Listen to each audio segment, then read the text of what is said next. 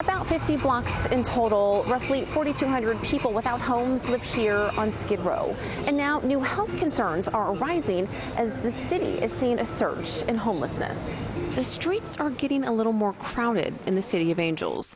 The latest numbers reveal that Los Angeles County has seen a 12% jump in homelessness to almost 59,000.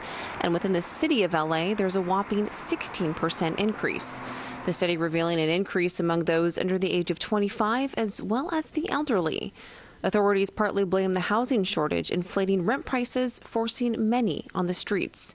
With as many as 75% of LA's homeless population out in the elements, an array of health issues continue to rise. There is no clean water for them. Yuri Lee, a holistic health expert, says their environment is a breeding ground for disease. It's attracting all the elements of sickness and dirtiness into their life, and it is contagious. But the homeless aren't the only ones getting sick. This police station in downtown Los Angeles is in the heart of Skid Row.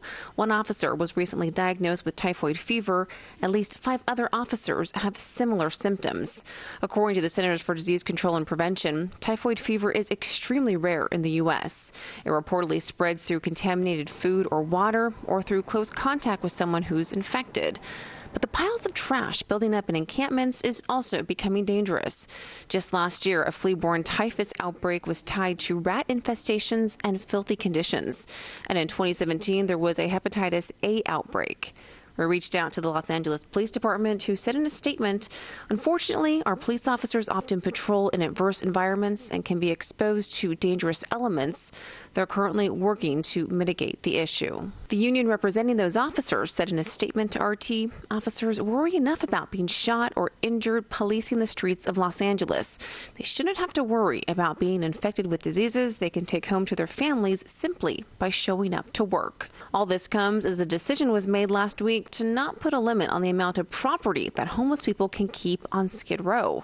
The thought of unlimited free storage is receiving mixed emotions among city officials. And we know that there were some officers, we know at least one who was in the area and contracted typhoid fever. Other ones are having symptoms. We don't know for sure what they have. But any advice to officers and people who might be out in the elements?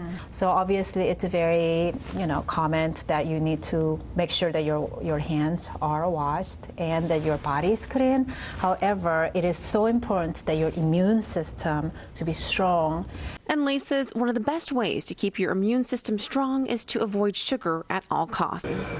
It was just 3 years ago that LA voters approved a $1.2 billion housing bond to help with the homeless crisis. And officials say that money will go toward building 5,000 housing units within the next decade.